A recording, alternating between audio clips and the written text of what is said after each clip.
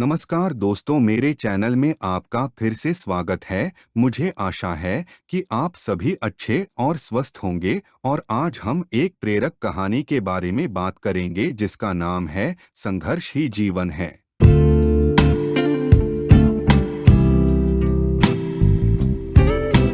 जो मुस्कुरा रहा है उसे दर्द ने पाला होगा, जो चल रहा है उसके पाँव में छाला होगा। बिना संघर्ष के इंसान चमक नहीं सकता, जो जलेगा उसी दिए में उजाला होगा। संघर्ष क्यों बचे संघर्ष से? संघर्ष ही तो जीवन की आत्मा है। जितना कठिन संघर्ष होगा उतनी ही शानदार जीत होगी। एक बार एक किसान भगवान से बहुत ही नाराज हो गया। किसान बहुत मेहनती था, बहुत मेहनत से वह खेतों में अनाज उगाता, उसकी देखभाल करता, पर अक्सर उसकी फसल खराब हो जाती। कभी सूखा पड़ जाता, कभी बाढ़ आ जाती, कभी तेज धूप, कभी आंधी, कोई न कोई कारण बन ही जाता कि उसकी फसल खराब हो जाती। एक दिन वह किसान गुस्से में आसमान की ओर देखकर भगवान से कहा, हे ईश्वर, आपको लोग सर्वज्ञता मानते हैं कि आप सब जानते हैं, कहते हैं कि आपके इच्छा के बिना एक भी पत्ता नहीं हिलता, पर मुझे तो लगता है कि आप छोटी सी छोटी बात भी नहीं जानते। आपको तो ये भी नहीं पता कि खेतीबाड़ी कैसे करते हैं।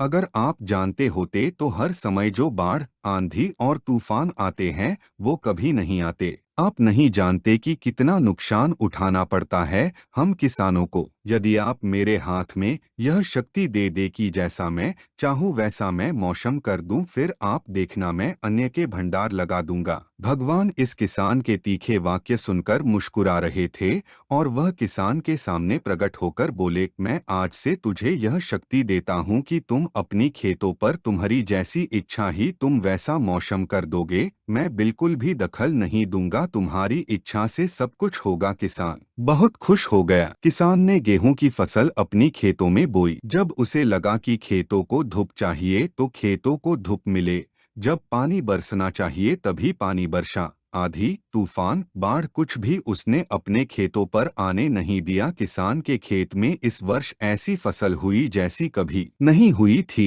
हरी भरी लहलहाती फसल। मन ही मन वह बहुत खुश हो गया और सोचने लगा, अब सबूत के साथ दिखाऊंगा भगवान को कि इसे कहते हैं शक्ति का सही उपयोग। मेरी सफलता देखकर उन्हें अपनी नियम जरूर बदलने पड़ेंगे। कुछ दिन गुजरे, फसल कटने को तैयार हो गए। किसान बहुत उत्सुकता के साथ फसल को काटने लगा, पर जैसे ही उसकी नजर गेहूं की बालियों पर गया तो उसने अपना सिर पीट लिया और वह रोने चिल्लाने लगा। गेहूं की एक भी बाली के अंदर गेहूं का दाना नहीं था, सारी बालियां अंदर से खाली थी। किसान बहुत दुखी हो गया। उसने भगवान को रोते हुए फिर पुकारा, हे प्रभु, तुमने ये मेरे साथ क्या किया? क्या तुमने मुझे कोई सजा दी? भगवान बोले, पुत्र, ये तो होना ही था। तुमने पौधों को संघर्ष करने का मौका ही कहाँ दिया ना, तो तुमने उन्हें आंधियों से जूझने दिया, ना तेज बारिश से सहने दिया और ना ही धूप में तपने दिया। एक भी चुनौती का सामना तुमने उन्हें नहीं करने दिया, इसीलिए सारे पौधे अंदर से खोखले रह गए।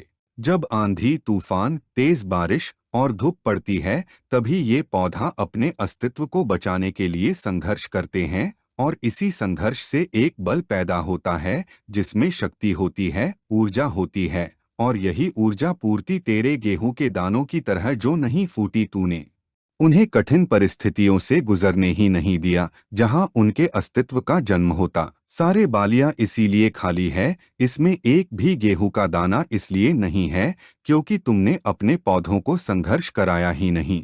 याद रखिए, स्वर्ण में सवर्णीय आभात तभी आती है जब वह आग में तपने, गलने और हथौड़े से पीटने जैसे संघर्षों से गुजरता है। कोयले का टुकड़ा हीरा तभी बनता है जब वह उच्च दाब और उच्च ताप की मुश्किल परिस्थितियों से गुजरता है।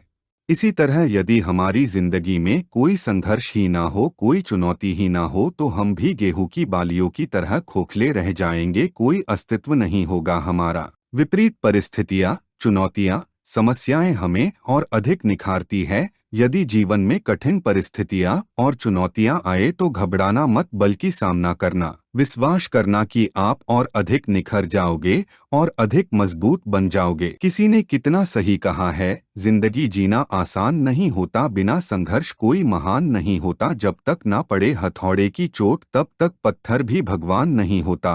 मुझे आशा है कि आप सभी को यह वीडियो पसंद आया होगा और अगर आपको यह पसंद आया है तो कृपया मेरे चैनल को सब्सक्राइब करना न भूलें और इस वीडियो को लाइक और शेयर भी करें।